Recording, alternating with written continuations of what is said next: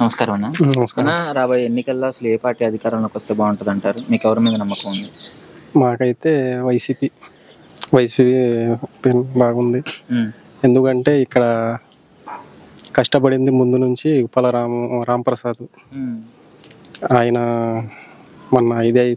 మన ఇన్ఛార్జ్ కన్నా రాంప్రసాద్ వాళ్ళ అబ్బాయి ఇచ్చారు. అప్పటి నుంచి ఇన్ఛార్జ్ ఇచ్చిన నుంచి బాగానే చేస్తున్నారు. బాగానే నీళ్ళ గురించి, మా సమస్యల గురించి. అంటే కృష్ణప్రసాద్ కూడా చెయ్యడు, రాము గారు పట్టించుకోరు అని అన్నారు కదా. అది ఇది కాదన్న మనకి. అంటే రాము గారే మనకి ఫస్ట్ నుంచి. ఇక్కడ రాము గారు గెలిచే అవకాశం ఉంది.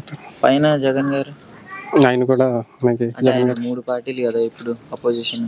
లేదన్న, మనకి 3 వచ్చినా 4 వచ్చినా ఆయన సింగిల్ గానే వస్తారన్న.